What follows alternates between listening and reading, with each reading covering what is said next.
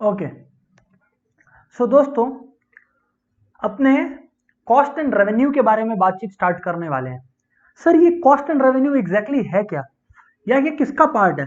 Late me tell you दोस्तों, cost and revenue is a part of micro economics. It's a part of micro economics. इसी में दोस्तों मेरे को लग रहा है कि एक और इंपॉर्टेंट सजेशन आप लोग को देना चाहिए। वो क्या सर? माइक्रो इकोनॉमिक्स में जब भी डिमांड पढ़े तो डिमांड के साथ साथ इलास्टिसिटी ऑफ डिमांड, सप्लाई और इलास्टिसिटी ऑफ सप्लाई पढ़े, राइट? ये चारों चैप्टर्स माइक्रो में साथ में पढ़े।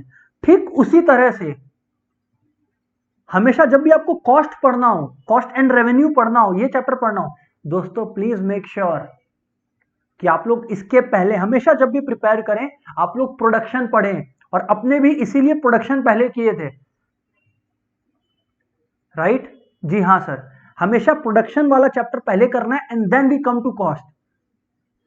एंड इसी तरीके से आप लोग भी अपने आप को प्रिपेयर करें एग्जामिनेशंस के लिए, राइट? कि जब भी आप लोग को कॉस्ट, लेट्स से कि कॉस्ट का चैप्टर प्रिपेयर करना है, सो मेक श्योर कि कॉस्ट का चैप्टर प्रिपेयर करने से पहले आप प्रोडक्शन पढ़ें। क्योंकि प्रोडक्शन लार्जली जो प्रोडक्शन पढ़ चुका है ना, मैं सच बता रहा हूं, जो प्रोडक्शन पढ़ चुका है वो 60%, जी हाँ 60% कॉस्ट समझ चुका है। और वो आप लोग देखोगे भी during our discussion, during our journey of this chapter cost and revenue analysis. अच्छा सर, जी हाँ सर, ऐसी बात है। तो चलिए सर, माइक्रो इकोनॉमिक्स का चैप्टर कॉस्ट एंड रेवेन्यू पढ़ें, ठीक है? Okay sir. सर ये दो पार्ट में बटे हुए हैं, कॉस्ट एंड रेवेन्यू। ज्यादा क्वेश्चंस कहां से आते हैं? कॉस्ट से, रेवेन्यू से भी आते हैं, इसलिए पहले अपने कॉस्ट कवर करेंगे। Once we are done with it will move to revenue, right? जी हाँ सर, बिल्कुल करेक्ट। सर बात स्टार्ट करें। सबसे पहले सर इस चैप्टर के अंदर क्या क्या कंसेप्ट कवर करने हैं जरा बताओगे प्लीज? मैं बोला ओके। इस चैप्टर के अंदर क्या क्या आ रहे हैं, इनफैक्ट कॉस्ट के अंदर क्या क्या आ रहे हैं सर, जरा बताओगे प्लीज? मैं बोला ओके, बताता हूं, सुनिएगा।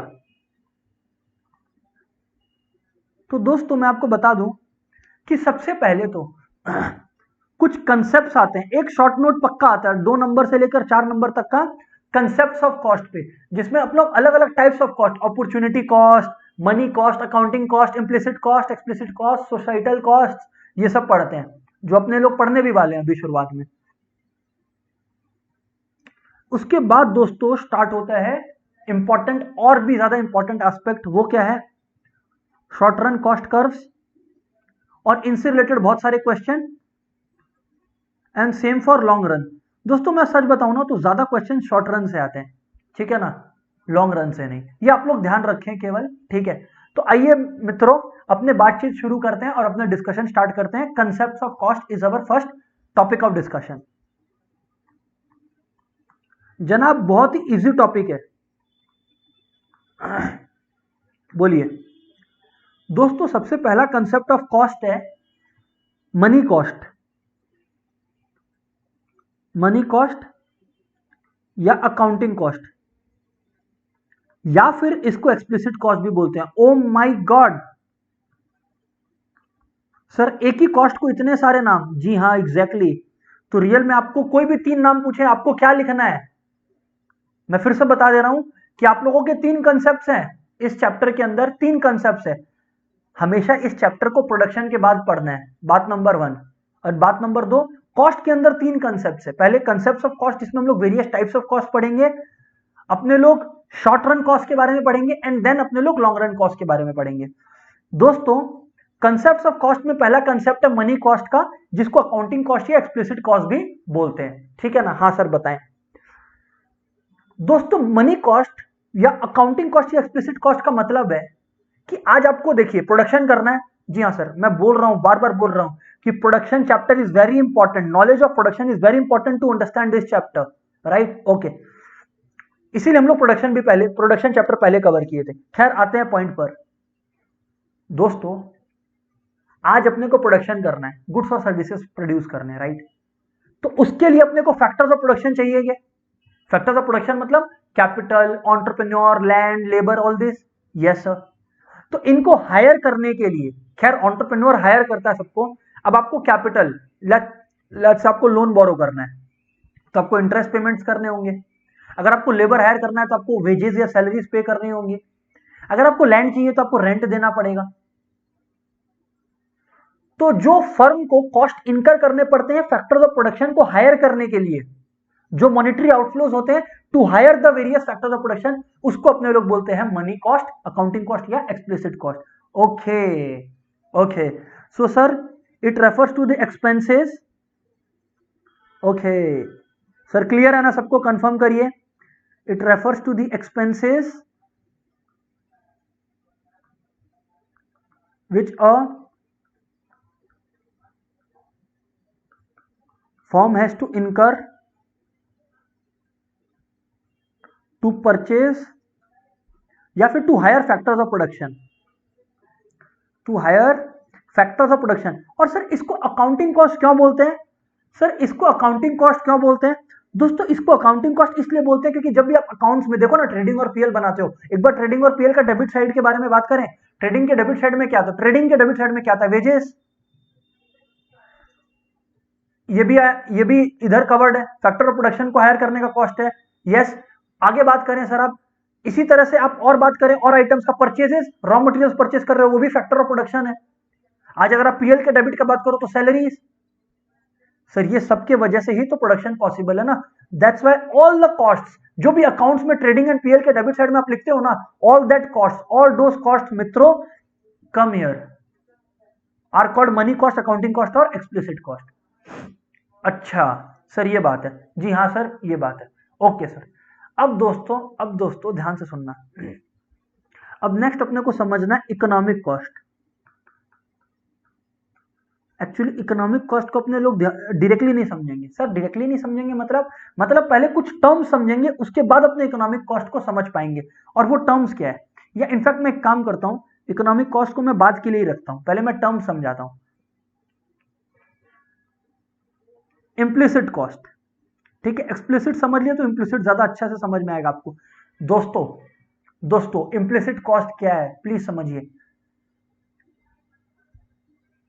एक फर्म, ठीक है ना, एक कंपनी है, ठीक है, उसके पास एक लेट्स से एक लैंड है या एक घर है जहां पर वो अपना बिजनेस ऑपरेट कर रहा है, राइट. अब क्योंकि वो वहां पर अपना बिजनेस ऑपरेट कर रहा है, इसकी वजह से उसको कहीं और रेंट देने का जरूरत नहीं पड़ रहा है. यस और नो दोस्तों?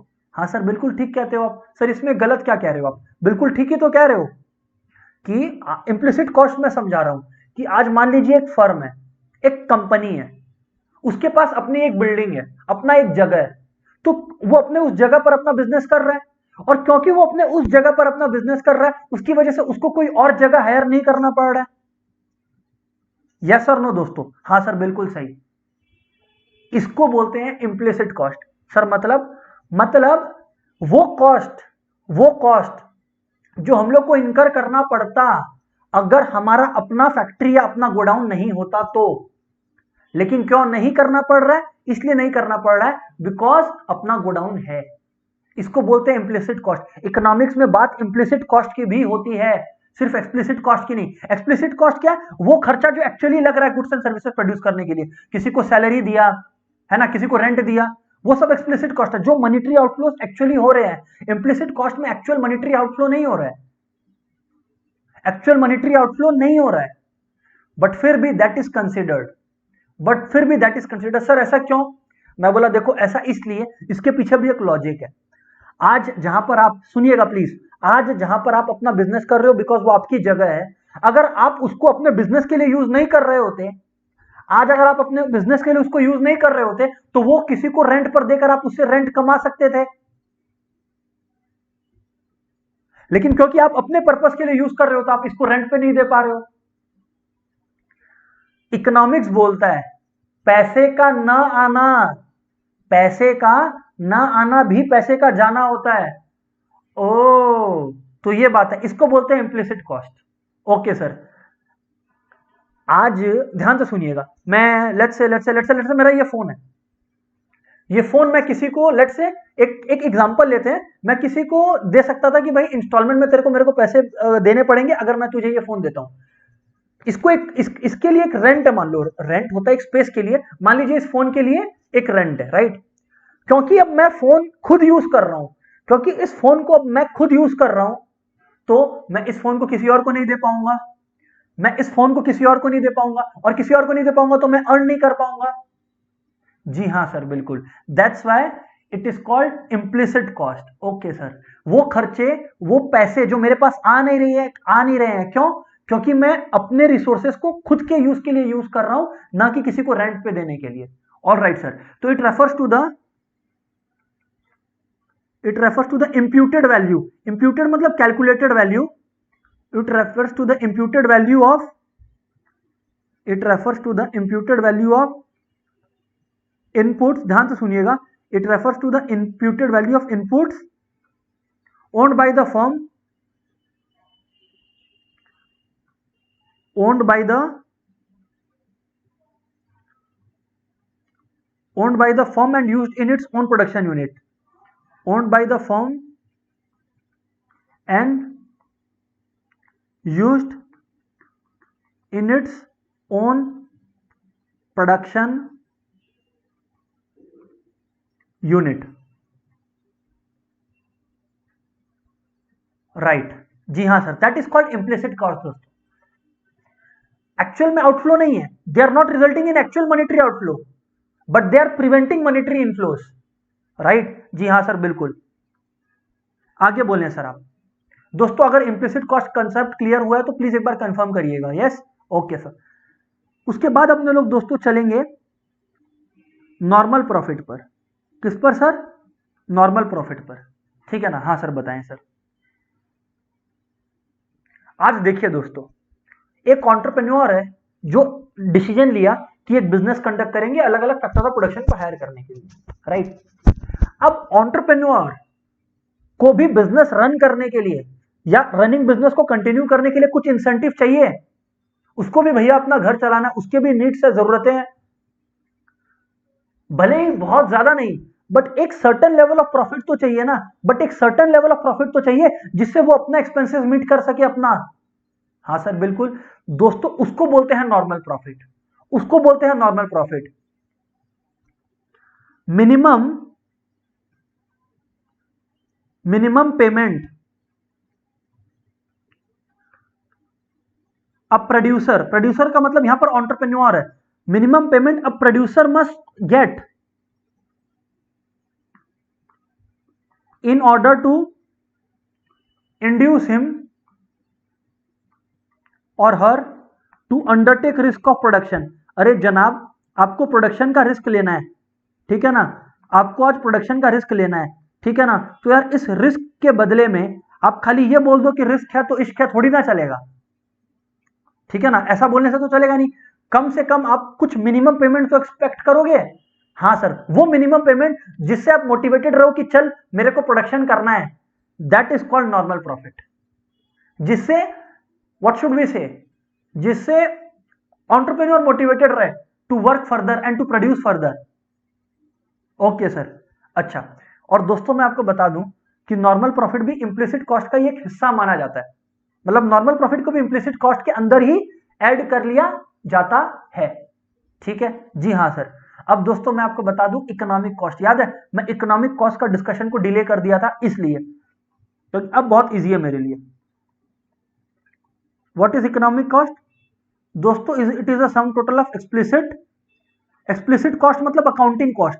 वो पैसे जिसकी वजह से एक्चुअल आउटफ्लो हो रहा है, वो पैसे जिसकी वजह से एक्चुअल आउटफ्लो हो रहा है, एओ मतलब actual outflow, plus implicit cost. वो पैसे जिनकी वजह से एक्चुअल आउटफ्लो नहीं हो रहा but still they are considered to be cost in economics, not actual outflow.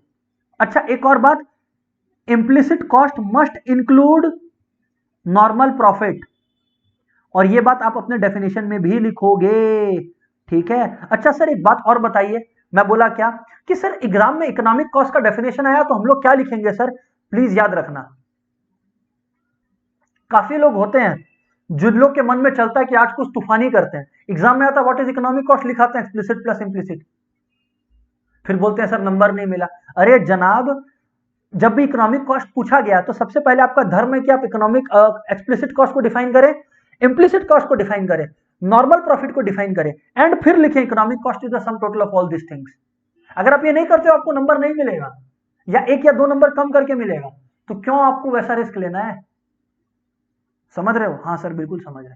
Okay sir, तो दोस्तों to summarize the discussion of today's class, or I should say to summarize the learning of today's class till now, अपने लोग समझे हैं 4 cost के concept. Explicit cost वो पैसे जो हमें एक्चुअल में देने पड़ते हैं, इम्प्लिसिट कॉस्ट वो पैसे जो हमें एक्चुअल में तो देने नहीं पड़ते बट उनकी वजह से, बट वो कॉस्ट ऐसे हैं जो प्रिवेंट करते हैं कोई और रेवेन्यू मेरे पास ना आए। जैसे मैं अपने घर को या अपने फैक्ट्री को अपने पर्पसेस के लिए यूज करूं, तो मेरे पास रेंट नहीं आता है, वरना उसी फैक्ट्री का मेरे पास रेंट आ सकता था, that is implicit cost.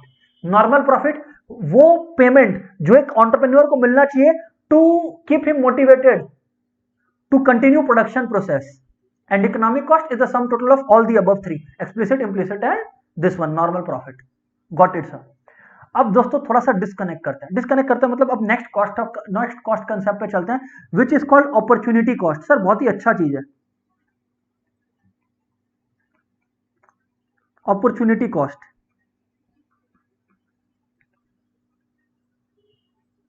Opportunity cost क्या है sir? Opportunity cost is cost of next best commodity given up to produce a commodity in question। Sir समझ नहीं आया, मैं बोला समझाता हूं।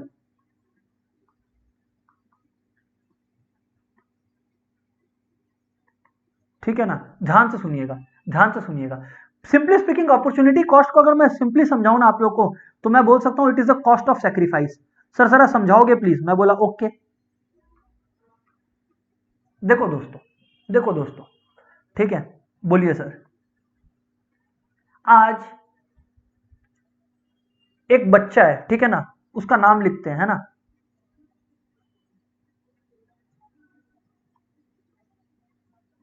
इसका नाम है गोलू, ठीक है ना, ठीक है, इसका पढ़ाई लिखाई हो गया, ठीक है ना, कुछ भी कर लिया होगा, पढ़ लिया, अच्छा, ठीक है। अब इसके पास लाइफ में 2 रास्ते हैं, ठीक है ना। पहली तो इसको जॉब मिल रही है, और जॉब कितने की मिल रही है गोलू को? दोस्तों गोलू को जॉब मिल रही है ₹10 लाख की, मतलब 10 लाख रुपीस की पर एनम, ठीक है ना। या फिर गोलू बिजनेस कर सकता है। अगर गोलू बिजनेस करेगा तो इसको बिजनेस के असेट्स खरीदने के लिए इन्वेस्टमेंट करने पड़ेंगे। लेट्स से गोलू को जो बिजनेस के लिए इन्वेस्टमेंट करने पड़ रहे हैं वो है 15 लाख रुपए, ठीक है। अब अकाउंट्स क्या बोलता है? मान लीजिए गोलू ने डिसाइड किया कि भैया मैं बिजनेस करेगा। सुनिएगा। अकाउंट्स बोलेगा कि हाँ ठीक है, अगर बिजनेस करता है, और आप पूछोगे कि अकाउंट से, अगर आप पूछते हो कि सुनो अकाउंट्स बोलता है हाँ बोलना, गोलू का बिजनेस में कॉस्ट कितना लगा, तो अकाउंट चिल्ला के बोलेगा भाई 15 लाख, क्योंकि 15 लाख का असेट्स खरीदा गोलू ने। इकोनॉमिक्स बोलेगा ना ना ना ना ना, है इकोनॉमिक्स ऐसा क्यों बोलेगा सर? केवल गोलू को ये खर्चा नहीं करना पड़ रहा है, साथ ही साथ क्योंकि गोलू बिजनेस का डिसीजन ले रहा है, इसकी वजह से इसका जो 10 लाख आ सकता था वो इसे सेक्रीफाइस करना पड़ रहा है, जो कि एक कॉस्ट है, क्योंकि पैसे आ सकते थे 10 लाख रुपए, पैसे का ना आना भी तो पैसे का जाना ही होता है। ओ, तो एक तरह से गोलू का ये 10 लाख नहीं आ रहा है, मतलब ये है गोलू का opportunity cost, because he had to sacrifice this. Oh, this is called opportunity cost. The cost of sacrifice. The cost of sacrifice. Sir समझ में आया सर। वैसे ही मान लीजिए आपको एक बिजनेस करना है, आपके पास 2 ऑप्शन है। क्या तो आप क्लॉथ्स का कर सकते हो, या आप लेट से ब्रेड का कर सकते हो। तो अगर आप क्लॉथ्स का बिजनेस चूज करते हो, दोनों में से एक कर सकते हो मान लो, तो आप ब्रेड को सेक्रीफाइस कर रहे हो, तो that is your opportunity cost, कि जो आप इसमें अर्न कर सकते थे बट अब नहीं कर पाओगे। Cost of sacrifice. दोस्तों प्लीज कंफर्म करें आप लोग को यहां तक कंसेप्ट क्लियर है ना, so that we can proceed further.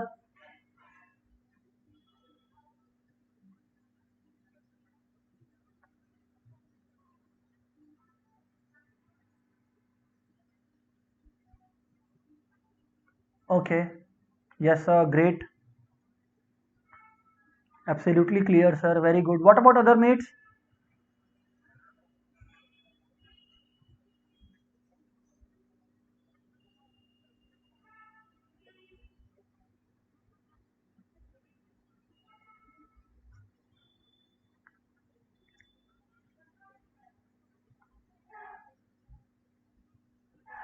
Yes, very good. Yes sir, great.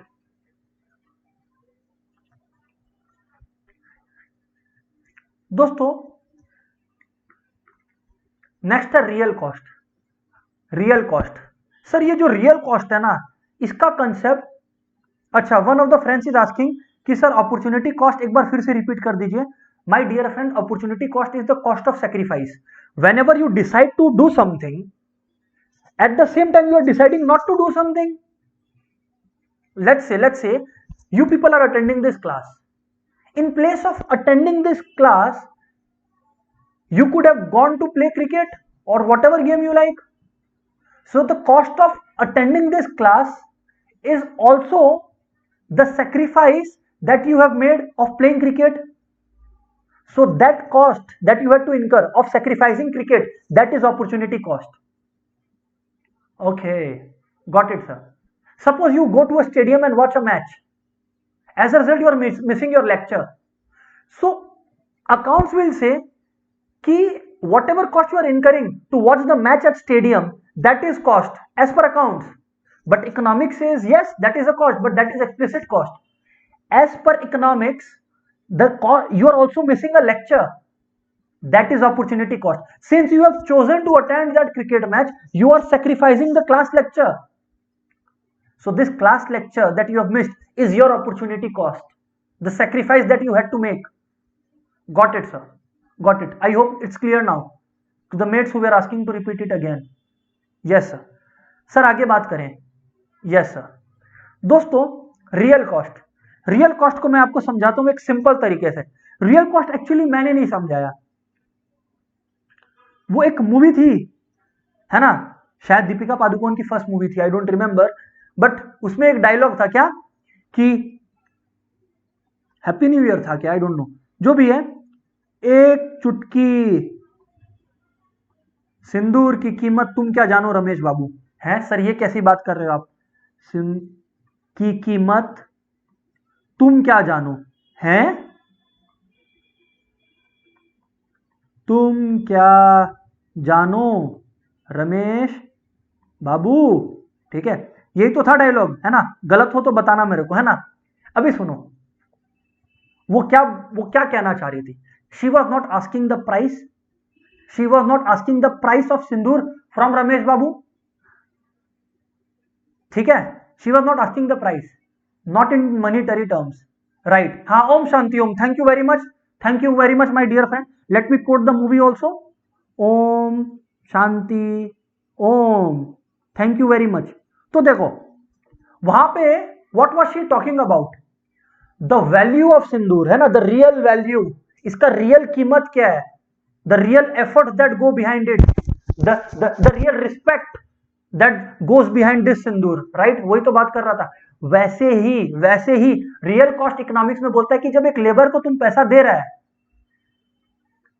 वैसे ही ध्यान से सुनना, जब तुम एक लेबर को पैसे दे रहे हो, तो अगर तुम उसको मनी के टर्म्स में एक्सप्रेस कर रहे हो तो that is cost in accounting sense, but real cost का मतलब है कि वो जो लेबर को एफर्ट देना पड़ रहा है, लेबर को जो एफर्ट देना पड़ रहा है, उसका पूरा का पूरा खून पसीना एक हो रहा है, पूरा का पूरा मेंटल और फिजिकल एफर्ट्स लग रहा है, दैट इज रियल कॉस्ट। हो okay, it refers to the efforts and sacrifices made by various factors। समझ आया कि नहीं आया? जी हाँ सर, बिल्कुल समझ में आया। It does not refers to the money amount of them, it refers to the hard work that goes behind it, the real efforts that go behind it, the real sacrifice that goes behind it, that is real cost. Sir सबको समझ में आया कि नहीं आया real cost?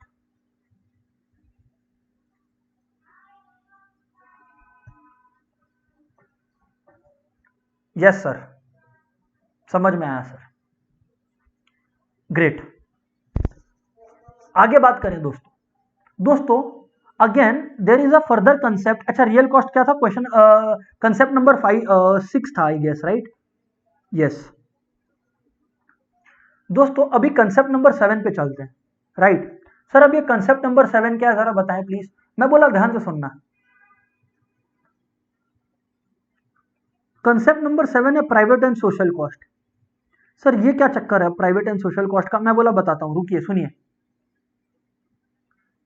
देखिए सबसे पहले ना प्राइवेट कॉस्ट को मैं सिंपल भाषा में आपको समझा देता हूं sir.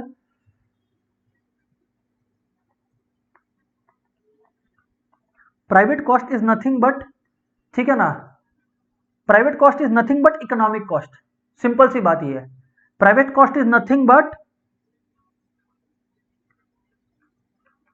Economic cost, full stop. Private cost यही है, economic cost. Okay sir, great sir. लेकिन अब सुनिए, अब सुनिए, बिजनेसेस सुनिए सुनिए प्लीज, बिजनेसेस जब रन कर रही हैं तो वो फैक्टर्स ऑफ प्रोडक्शन को पे कर रही है, दैट इज एक्सप्लिसिट कॉस्ट। ठीक है, खुद का यूनिट में प्रोड्यूस कर रही है तो that is implicit cost, very good. और ओनर का खुद प्रॉफिट रख रहा है जिससे वो आगे काम कर सके, that is normal profit. All this summed up together is private cost, the cost that is incurred by the business in running a business. Correct sir, correct.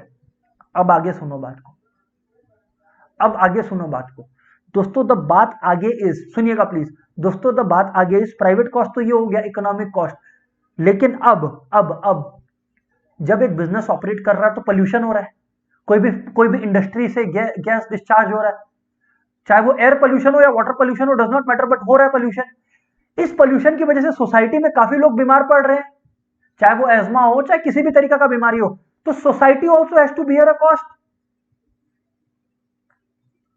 Society is also having to bear a cost because the business is operating. Yes sir, okay sir। तो दोस्तों मैं आपको बता दूं sir, external cost एक concept है जिसको बोलते हैं एक्सटर्नल कॉस्ट। एक्सटर्नल कॉस्ट क्या है? This is something new. External cost, cost that society has to bear because of businesses। example, cost of falling ill due to pollution etcetera. सुनिएगा sir, correct, जी हाँ sir. अब मैं आपको बता दूं दोस्तों कि सर लेकिन आप सोशल कॉस्ट कहीं नहीं एक्सप्लेन किए। बस अब वही आ रहा है दोस्तों। सोशल कॉस्ट सबसे broadest, we can say is the broadest dimension. Social cost is the broadest dimension. क्यों? क्योंकि सोशल कॉस्ट के अंदर जो बिजनेसेस इनकर कर रहे हैं, एक्सप्लिसिट कॉस्ट और इम्प्लिसिट कॉस्ट यानी कि प्राइवेट कॉस्ट, वो इंक्लूडेड है, प्लस जो सोसाइटी को इनकर करना पड़ रहा है वो भी इंक्लूडेड है। Oh, so that is social cost, private cost plus external cost. Society मतलब एक्सक्लूडिंग द बिजनेस इटसेल्फ, क्योंकि बिजनेस तो केवल प्राइवेट कॉस्ट इनकर कर रहा है। External cost is the cost which the society is having to incur because of the business operating in the society. दोस्तों please confirm करिए कि आप लोग को यह समझ आ गया। क्यों? क्योंकि इससे कंसेप्ट ऑफ कॉस्ट खत्म, कंसेप्ट ऑफ कॉस्ट खत्म, मतलब जो डेफिनेशंस आ सकते थे वो खत्म। तो सर सबका कंफर्मेशन चाहिए, प्लीज से यस और नो मित्रों।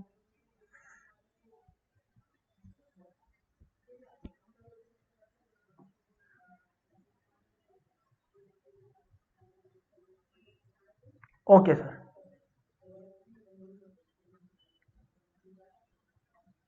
yes, a good question that I have got is, sir, one of the friends is asking कि सर टैक्सेस भी सोशल कॉस्ट है क्या?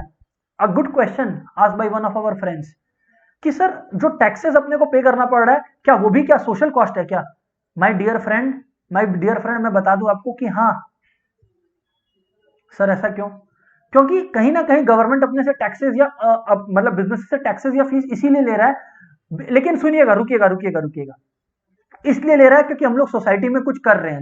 लेकिन टैक्स तो एक्चुअल पेमेंट होता है, टैक्स तो बिजनेसेस को पे करना पड़ता है। इसलिए सुन लीजिए प्लीज, उसको अपने लोग किस लिए लिया जाता है? बिकॉज ऑफ सोशल रीजंस, ये बोलना सही है, बट वो सोशल कॉस्ट है वो बोलना गलत है। पता है क्यों?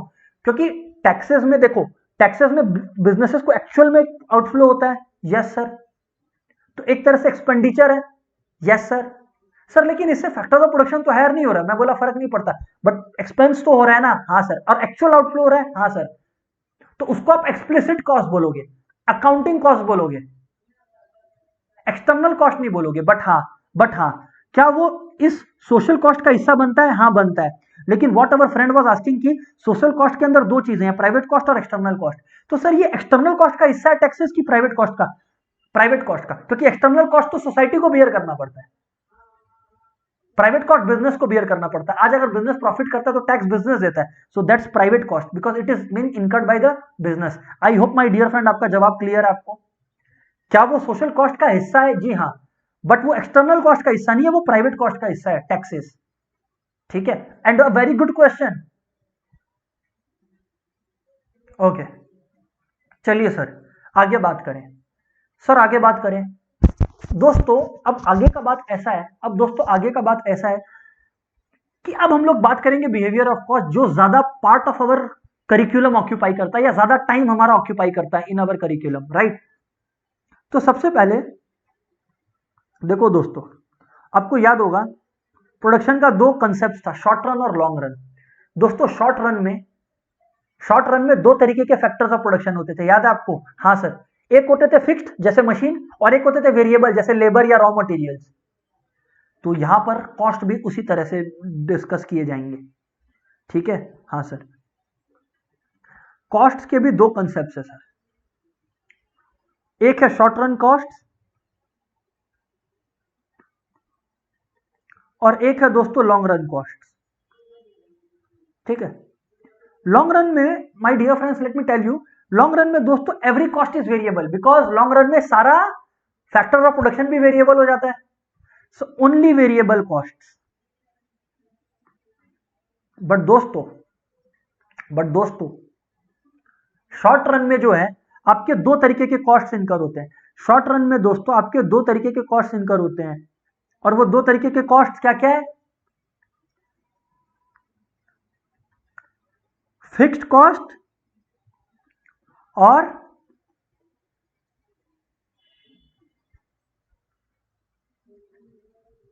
Variable cost. आई होप दोस्तों आप लोग को बात समझ में आ रही है। हाँ सर बिल्कुल समझ में आ रही है। शॉर्ट रन में दोस्तों दो कंसेप्ट है, एक है फिक्स्ड कॉस्ट और एक है वेरिएबल कॉस्ट। ठीक है, अभी अभी अभी ध्यान से सुनना। अब जो हम लोग जिस टेरिटरी में एंटर कर रहे हैं that is the territory of short run cost. तो कोई भी लॉन्ग रन के बारे में नहीं सोचेगा। अच्छा, और शॉर्ट रन में कौन सा लॉ ऑपरेट करता है for production? Law of variable proportion. I ask again, short run में कौन सा लॉ ऑपरेट करता है? Law of variable proportions. तो याद रखिएगा मैंने लॉ ऑफ वेरिएबल प्रोपोर्शंस का नाम ले रखा है। ठीक है, तो सर चलिए बात करते हैं शॉर्ट रन कॉस्ट कंसेप्ट के बारे में। आइए सर, शॉर्ट रन कॉस्ट, अब सिर्फ इसके बारे में चर्चा होगी। सबसे पहले दोस्तों है fix cost and then variable cost. ठीक है ना? अच्छा, अब सर ये जो फिक्स कॉस्ट है, सुनिएगा प्लीज। फिक्स कॉस्ट जो है इसका एग्जांपल दीजिए सर। अगर आपको किसी को सैलरीज देना है, रेंट देना है, right, so this is fixed, आपका पर मंथ सेम लगने वाला है और लगने ही वाला है। Yes sir. लेकिन वेरिएबल दोस्तों, अगर मैं आपको वेरिएबल का एग्जांपल दूं, ध्यान से सुनिएगा, और इनफैक्ट फिक्स कॉस्ट का सिर्फ यही नहीं, वेरिएबल का अगर मैं आपको एग्जांपल दूं, पहले फिक्स पे आएंगे, वेरिएबल का अगर मैं आपको एग्जांपल दूं तो रॉ मटेरियल्स। ठीक है, आप 10 यूनिट्स रॉ मटेरियल यूज किए, 11वां यूज करोगे तो रॉ मटेरियल का कॉस्ट इंक्रीज होगा, right. So that is what, that is variable cost, that keeps changing with the number of units, that is dependent on the number of units produced, right. जी हाँ sir बिल्कुल, right. Okay sir, और fix cost मतलब जो fixed ही है, ठीक है ना, जो फिक्स्ड ही है, नो मैटर व्हाट, ठीक है ना, जैसे आपके गोडाउन का rent. So all these are fixed cost, fixed है। ओके, अब दोस्तों मैं बता दूं कि इन चीजों को जब एनालाइज करेंगे हम लोग तो एक पर्सपेक्टिव से नहीं करेंगे। शॉर्ट रन कॉस्ट को हम लोग तीन पर्सपेक्टिव से एनालाइज करेंगे। हैं सर, तीन पर्सपेक्टिव से एनालाइज करेंगे। जी हाँ बिल्कुल, देखिए हम लोग शॉर्ट रन कॉस्ट में टोटल कॉस्ट के बारे में बात करेंगे, हम लोग बात करेंगे एवरेज कॉस्ट के बारे में, सबका अपना अपना ग्राफ से अपना अपना लॉजिक है दोस्तों, एंड फिर अपने लोग बात करेंगे इवेंचुअली मार्जिनल कॉस्ट के बारे में इन द एंड ऑब्वियसली। ठीक है, ओके ओके दोस्तों, टोटल कॉस्ट के अंदर आप लोग समझ ही चुके हो। अब दो चीजें इंक्लूडेड है क्योंकि शॉर्ट रन का बात हो रहा है, तो total variable cost and total fixed cost, isn't it दोस्तों? जी हाँ सर, बिल्कुल ठीक कहते हो आप। जी हाँ सर, बिल्कुल ठीक कहते हो आप। अब सर वो टाइम आ गई जहां पहले तो आप लोगों को एक टेबल दिखाया जाए एंड फिर उसके बाद आप लोग को ग्राफ्स डेमोन्स्ट्रेट किया जाए, राइट? ओके, प्लीज ध्यान दें आप लोग। ओके, आउटपुट मतलब नंबर ऑफ यूनिट्स, और टोटल फिक्स कॉस्ट। अभी टोटालिटी का बात कर रहे हैं, हाँ, टोटालिटी का बात कर रहे हैं, एवरेज का बात नहीं कर रहे हैं। मैं लिख देता हूं, अभी हम लोग डिस्कस टोटल्स को कर रहे हैं। TVC and eventually TC. TC is the sum total of TFC and TVC, that is total variable cost and total fix cost, right? Okay sir. दोस्तों प्लीज ध्यान से सुनिएगा। हाँ सर, दोस्तों लेट्स राइट आउटपुट। हाँ, 1 2 3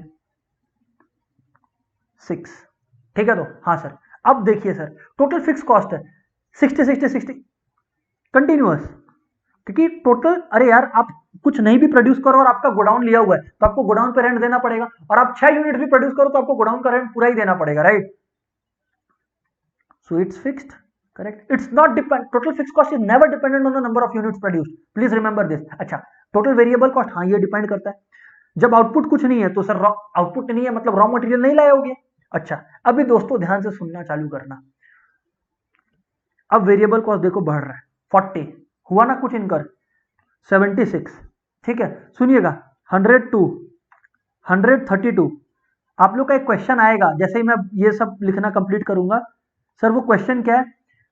आप लोग का क्वेश्चन ये है, सर हमें ये नहीं समझ में आ रहा कि एक यूनिट का वेरिएबल कॉस्ट 40 है तो दो का 76 क्यों है? ये क्वेश्चन आया ना, उसका तो 80 होना चाहिए। मैं बोला बस, इसलिए कहा था प्रोडक्शन का नॉलेज इंपॉर्टेंट है। शॉर्ट रन में law of variable proportion operate करता है, सुनिएगा प्लीज। शुरुआती तौर पर लॉ ऑफ वेरिएबल प्रोपोर्शन के क्या होता है? इंक्रीजिंग रिटर्न्स प्रोडक्टिविटी इंक्रीज करती है। अरे जनाब, अगर प्रोडक्शन इंक्रीज करेगा तो कॉस्ट रिड्यूस करेगा, क्योंकि प्रोडक्शन जोरों शोरों से हो रहा है तो पर यूनिट कॉस्ट कम होगा, इसलिए पर यूनिट वेरिएबल कॉस्ट कम है। धीरे धीरे डिमिनिशिंग रिटर्न्स ऑपरेट करने लगता है। डिमिनिशिंग रिटर्न्स ऑपरेट करने लगता है तब क्या होता है? रिटर्न्स कम हो जाता है, मतलब जो प्रोडक्ट है, आउटपुट है, वो कम हो जाता है। आउटपुट कम होता है तो कॉस्ट बढ़ जाता है पर यूनिट, और वही हुआ एग्जैक्टली। अगर आप लोग देखें, आप लोग एनालाइज करें तो वही हुआ एग्जैक्टली। सर बिल्कुल सही कहते हो आप, सर बिल्कुल सही कह रहे हो आप। मैं बोला हाँ। देखिए सर, अब देखिए सर, खैर इस बारे में और चर्चा होगी, अभी ज्यादा इस पर सेटल ना होए, चर्चा करेंगे इसके ऊपर। अब टीएफसी प्लस टीवीसी देखें आप, 60, 100, 136, 162, 192, 230, 282। दोस्तों सबसे पहले तो टोटल फिक्स कॉस्ट फिक्स्ड ही रहता है, इसलिए इसका तो कोई एक्सप्लेनेशन आप लोग को चाहिए नहीं। टीसी होता है टीएफसी प्लस टीवीसी। अब आइए थोड़ा सा टाइम हम लोग स्पेंड करें विथ टीवीसी, आइए थोड़ा सा टाइम स्पेंड करें, राइट? ओके सर, देखिए देखिए, मैं आपको एक इलेस्ट्रेशन दे रहा हूं, आप खाली टीवीसी को देखिए। पहला यूनिट पे टीवीसी आपका कितना लग रहा है? 40। फिर देखिए आपका टोटल वेरिएबल कॉस्ट 76 है 2 यूनिट्स के लिए, तो आपका ऑन एन एवरेज एक यूनिट पर वेरिएबल कॉस्ट कितना लग रहा है? 38। 3 यूनिट्स का आपका कितना लग रहा है? 102। एक चीज आप लोग नोटिस करोगे तो एक यूनिट का कितना लग रहा होगा सर? 34। मैं खाली एवरेज वेरिएबल कॉस्ट आप लोग को कैलकुलेट करवा रहा हूं to make you analyse something. अच्छा, शुरुआत में 40 था, राइट? शुरुआत में 40 था जब एक ही यूनिट प्रोड्यूस हो रही थी, राइट सर? आगे बोले 132/4। अब दोस्तों जब 132/4 है तो इसमें कितना आ रहा है? अब देखिए दोस्तों, ध्यान से देखें, 4 3 12, 1 वापस से 34 ही आ रहा है। अब समझे आप लोग? मतलब इंक्रीजिंग रिटर्न्स, जो जोश जोश में प्रोडक्शन बढ़ रहा था अब वो खत्म होने वाला है। इसीलिए देखो ना, पहले तो कॉस्ट जोश जोश में घट रहा था लेकिन अब वो घटना रुक गया है। अब देखना क्या होगा आप लोग, 170/5। अच्छा, कैलकुलेशन देख लीजिएगा एक बार कि कहीं अपने से गलती ना हो कोई। 132/4 है तो 4 3 12, हाँ यहां पर सर 33 होगा, ठीक है? तो मतलब अभी भी इंक्रीजिंग रिटर्न्स ऑपरेट कर रहा है, लेकिन एक लेकिन वाला बात भी है, वो मैं बताऊंगा आपको। 170/5, 170/5 आप लोग करिए तो कितना आ रहा है आप लोग का? सर आई गेस 34 आएगा, एक बार प्लीज चेक करिएगा आप लोग, राइट? एक बार प्लीज चेक करिएगा। 170/5, हाँ सर 34 आ रहा है, बिल्कुल ठीक है। और 222/6 करें आप। एक चीज एनालाइज करवाने की कोशिश कर रहा हूं, ठीक है ना? 6 3 18, 22, 6 3 18, 42, 6 7 37। आप लोग एक चीज नोटिस किए, वेरिएबल कॉस्ट पहले गिरा, क्यों? Because of increasing returns. Law of variable proportion में इंक्रीजिंग रिटर्न्स होता है। अरे जनाब, अगर आउटपुट बहुत तेजी से बढ़ेगा, आउटपुट डिनोमिनेटर में होता है, आउटपुट अगर तेजी से बढ़ेगा तो पर यूनिट कॉस्ट घटेगा। लेकिन फिर एक मोमेंट के बाद जब डिमिनिशिंग रिटर्न्स आने लगता है तो आउटपुट कम हो जाता है, तो आपका पर यूनिट कॉस्ट इंक्रीज हो जाता है। देखिए, पहले 33 पे रुका, इसके बाद डिमिनिशिंग रिटर्न्स आने लग गया, इसकी वजह से कॉस्ट वापस बढ़ना शुरू हो गया। ओ, ये खाली एवरेज मैंने इसलिए निकाला, इधर पे मेरे को टोटल कंसेप्ट एक्सप्लेन करने के लिए कुछ जरूरत नहीं है एवरेज निकालने का, आपको ये फील करवाना कि कैसे रिटर्न्स ऑपरेट कर रहा है। ओ, तो सर क्या ये बोलना सही है कि प्रोडक्शन के केस में या आउटपुट के केस में प्रोडक्शन जो होता है वो इंक्रीजिंग रिटर्न्स पे होता है? जी हाँ सर। अब क्योंकि प्रोडक्शन इंक्रीजिंग रिटर्न्स पे होता है, जो शुरुआत में कॉस्ट बढ़ता है वो डिमिनिशिंग रिटर्न से बढ़ता है, क्योंकि प्रोडक्शन तेज है तो कॉस्ट पर यूनिट कम लग रहा है। लेकिन जब प्रोडक्शन डिमिनिशिंग रिटर्न से बढ़ता है तब कॉस्ट इंक्रीजिंग रिटर्न से बढ़ता है। ओह, अब आप लोग में से कुछ लोग, मैक्सिमम लोग समझ चुके होंगे, जो नहीं समझे उनको मैं एक और स्टेटमेंट दूंगा और समझ जाओगे। वो क्या सर?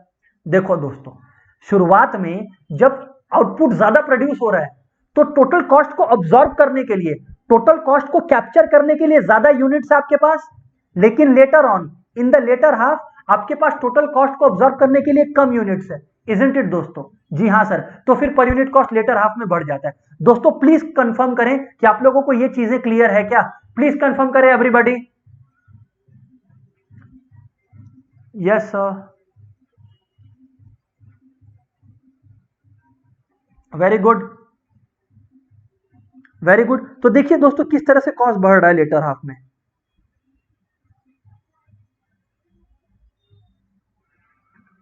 ओके, तो टीवीसी में आप लोग क्या देखें? टीवीसी में आप लोग ये देखें कि TVC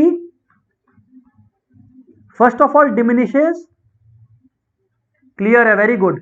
TVC diminishes initially, then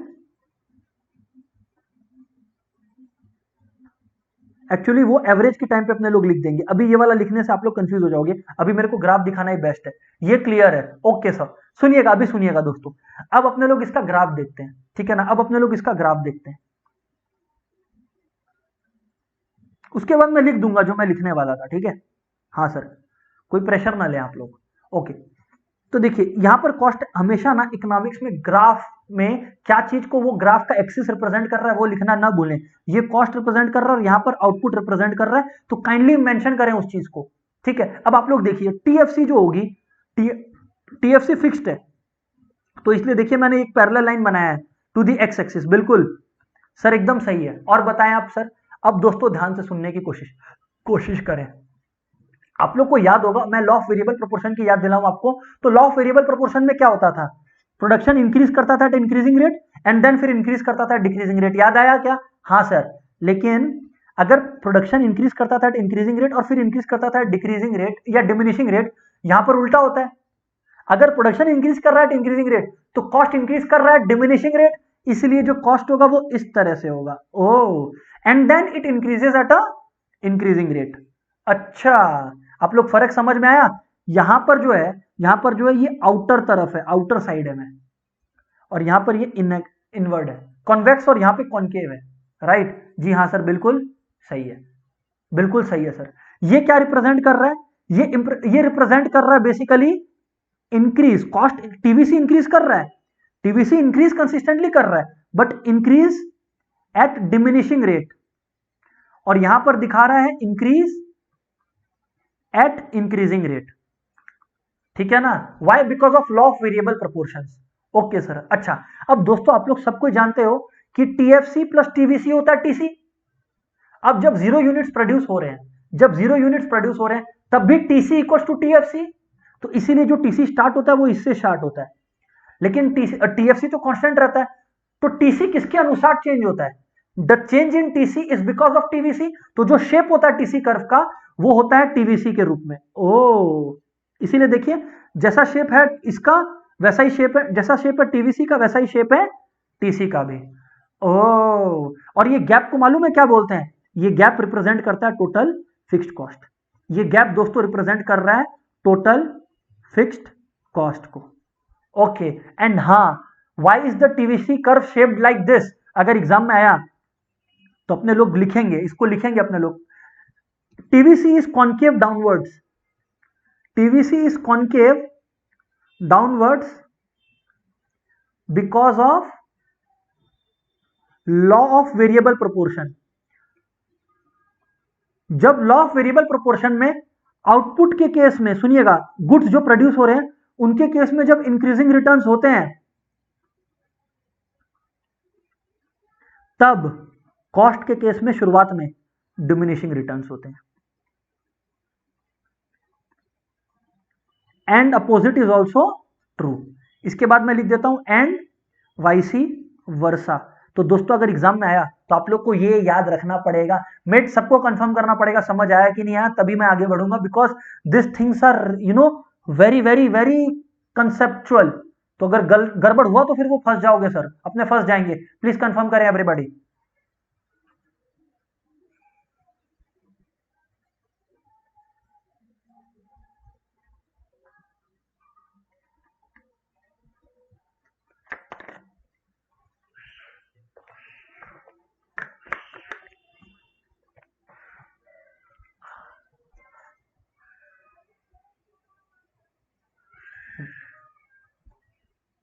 What about other mates? Few have responded, few are yet to.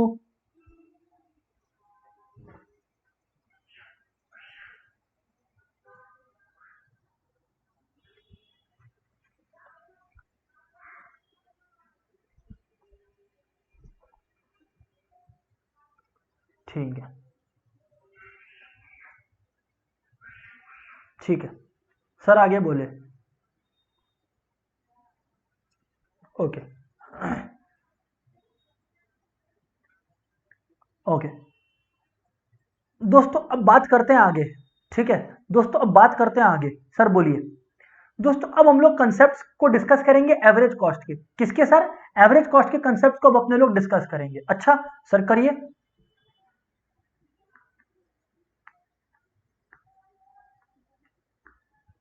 ठीक है, हाँ सर। अच्छा, एवरेज कॉस्ट के कंसेप्ट को डिस्कस करें सर। अब एवरेज कॉस्ट क्या होता है? कम ऑन मेट्स, आप लोग के लेवल पर यह बताना थोड़ी अच्छा लगता है। Average fix cost equal to TFC by total number of units. सुनिएगा, शेप के बारे में डिस्कशन करेंगे। AVC is TVC by Q and तीसरा चीज is average cost is TC total cost by Q. अच्छा, शेप के बारे में बात करें सर। टीएफसी बाई क्यू का जो शेप है दोस्तों वो है रेक्टेंगुलर हाइपरबोला। क्यों, वो मैं बताऊंगा, चाप मत लीजिएगा प्लीज। क्यों बोलते हैं रेक्टेंगुलर हाइपरबोला वो भी मैं बताऊंगा आप लोग को, चाप बिल्कुल नहीं।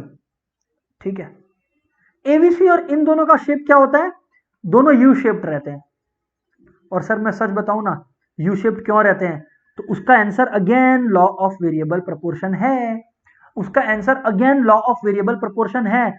इसका answer law of variable proportion है। क्यों, मैं बताऊंगा, रुकिए आप लोग।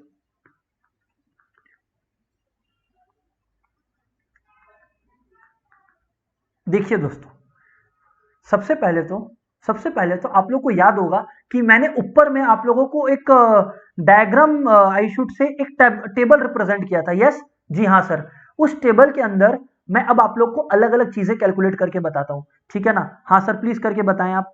मैं बोला देखिए ध्यान से। ठीक है ना? मैं पूरा का पूरा टेबल ड्रॉ नहीं कर रहा, मैं बस एवरेजेस निकाल दे रहा हूं उन चीजों का। एवरेज फिक्स कॉस्ट, ठीक है, average variable cost and average cost, यानी कि average total cost, that is automatically understood right. हाँ सर, एवरेज कॉस्ट। अब दोस्तों एवरेज फिक्स कॉस्ट मतलब टोटल कॉस्ट शायद 60 था राइट, तो 0 यूनिट पे इनफाइनाइट मत लिखिएगा, बस छोड़ दीजिएगा 0 यूनिट्स पर। अब 1 यूनिट पर average fix cost is 60, 2 units पर 30, 3 यूनिट्स पर 20, 4 यूनिट्स पर 15, 5 यूनिट्स पर 12, 6 यूनिट्स पर 10। Average fix cost right. Average variable cost अपने को देखना होगा, मैंने लिखा था जरूर, हाँ ये रहा सर, 40, 38, 34, 33, 40, 38, 34, 33 और फिर बढ़ने लग गया था ना, 34 और 37 हुआ था, राइट? उसके बाद इट वाज 34 एंड 37, करेक्ट। इधर पे मैं एक यूनिट्स का कॉलम भी बना देता हूं, वरना आप लोग कंफ्यूज हो जाओगे। 0 1 2 3 4 5 6। खैर अब सुनिए, एवरेज कॉस्ट क्या है ये काट दीजिए। 60 प्लस 40 100, 30 प्लस 38 68, 20 प्लस 34 64, 15 प्लस 33 कौ तो है 48, और 12 प्लस 34 कितना है 56, करेक्ट? नहीं 46, सॉरी, चेक कर लीजिए, चेक कर लीजिए, हाँ सर। एंड देन 37 प्लस 10 47, बराबर? हाँ सर बराबर। अब दोस्तों बात को सुनना ध्यान से, अगर आप लोग ये चीज समझ गए ना, खत्म, मतलब आप लोग का ये जो एवरेज वाला कॉस्ट कंसेप्ट है वो भी खत्म हो जाएगा। देखिए अब मैं इनके बेसिस पर अगर ग्राफ्स बनाऊं तो आप लोग देखिए,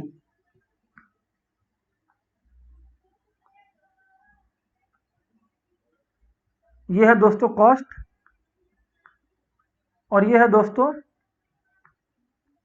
आउटपुट। अब दोस्तों सुनो, एवरेज फिक्स कॉस्ट का आप एक चीज देख रहे हो, वो कंसिस्टेंटली गिर रहा है। जी हाँ सर, तो उसका जो शेप होता है ना, एक मिनट रुकिए, वो इस तरह से होता है, कभी भी नीचे वाली एक्सिस एक्स एक्सिस को टच नहीं करता। क्यों? क्योंकि एक्स एक्सिस को टच करना मतलब जीरो होना। अरे एवरेज फिक्स कॉस्ट जीरो कैसे हो सकता है सर? एवरेज फिक्स कॉस्ट जो होता है वो टीएफसी बाई क्यू होता है, और अगर किसी भी फ्रैक्शन को जीरो करना है तो उसमें टीएफसी जीरो होना होगा। टोटल फिक्स कॉस्ट कभी जीरो नहीं हो सकता, तो एएफसी कांट भी जीरो कभी भी, पहला बात। दूसरा बात, why is AFC called the shape of rectangular hyperbola? दोस्तों इसलिए बिकॉज इसके अंदर आप रेक्टेंगल बनाए, कोई भी रेक्टेंगल बनाए, उस रेक्टेंगल का एरिया सेम आएगा। आपको पता है क्यों? आपको पता है क्यों? नहीं, क्योंकि टोटल कॉस्ट सेम रहता है ना। समझे आपकी? नहीं समझे?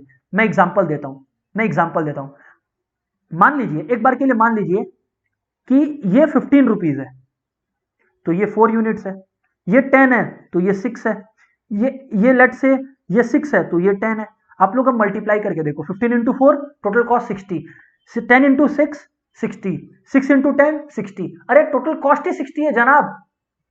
इस वजह से इसको बोलते हैं रेक्टेंगुलर हाइपरबोला, बिकॉज इसके अंदर जितना भी आप रेक्टेंगल बनाओ सबका एरिया इक्वल होगा। ओ, तो ये बात है सर। जी हाँ sir, got it sir, got it. और बोले सर आप? मैं बोला ओके, और मैं लिखूंगा, जो मैं रीजंस एक्सप्लेन कर रहा हूं ना आप लोग को, वो मैं लिखूंगा भी, आप लोग टेंशन ना लें, ठीक है? हाँ सर। दोस्तों दूसरी बात ये है कि एबीसी कर्व और एसी कर्व दोनों यू शेप्ड है।